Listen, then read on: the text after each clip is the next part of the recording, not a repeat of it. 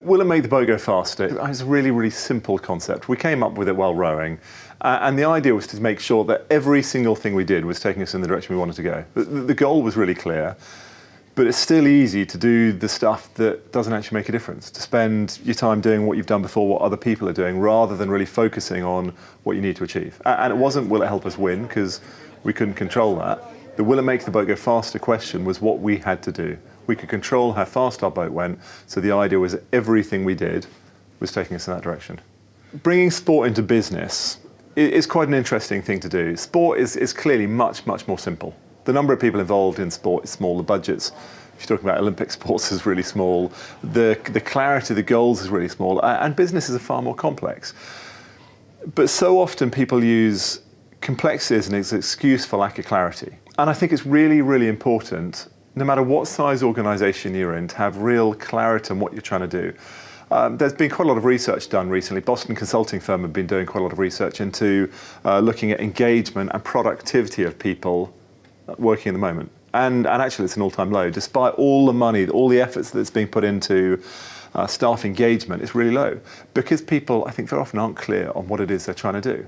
We've got really complex organisation structures, and actually trying to bring some of the simplicity from sport in, of trying to make the goals really, really clear, help with productivity and help with engagement. So in terms of practical examples around will it make the boat go faster in an office environment, there are all sorts of different things, from meetings. I wonder how many people spend most of their day in meetings. Me coming along to this meeting that doesn't have an agenda, am I really making the boat go faster by turning up? The amount of time we spend on email, is that really making the boat go faster? There are so many things that get in the way of us pausing and making a conscious decision based on what do I really want to achieve.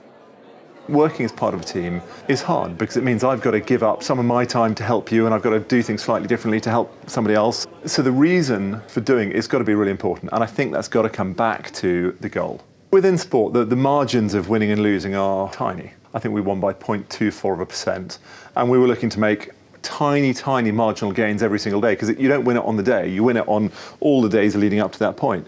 And I think in businesses it's the same. All the small little things about, firstly, can we be more effective on a day-to-day basis, and are we actually doing the stuff that's clearly taking us in the direction we want to go?